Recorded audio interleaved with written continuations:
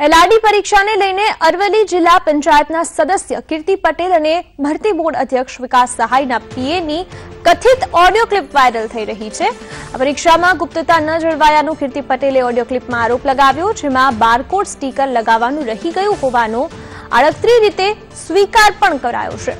કીર્તિ પટેલે લોકરક્ષક દળની પરીક્ષા રદ કરવા માટેની અરજી કરી હતી।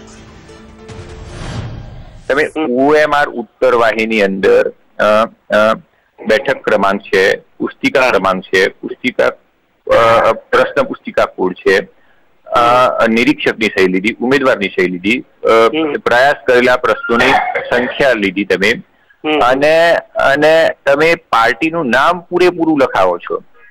એ બે ત્રણ વિભાગમાં વેચ્યું, એની અંદરથી પાર્ટ એ અને બી પાડ્યું, તો તમારે ખરેખર ઉપર બારકોડ સ્ટીકર ના લગાવવું જોઈએ મારી દ્રષ્ટિએ। આમાં એવું હશે ભાઈ, મને એવું લાગે છે કે અત્યારે શું છે, શોર્ટ ટાઈમ પીરિયડ હતો ને, ખ્યાલ આવે તમને? હવે 2 ડિસેમ્બરે કેન્સલ થઈ, એના પછી તો સાહેબ અઠવાડિયું 10 દિવસ સ્ટ્રેસમાં હતા વગર લેવા દેવે।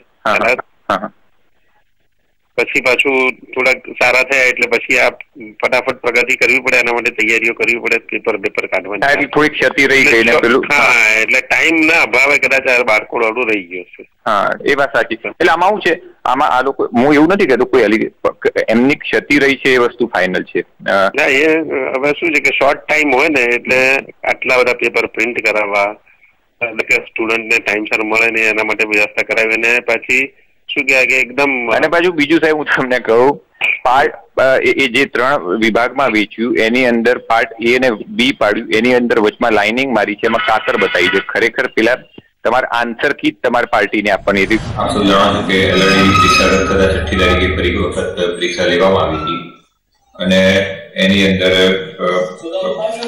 ગંભીર ક્ષતિઓ હતી, અને એ બાબતે વિદ્યાર્થીઓનો અવાજ પણ થવા પામ્યો હતો, જે અર્થે મેં 6ઠ્ઠી તારીખ બાદ 7મી તારીખે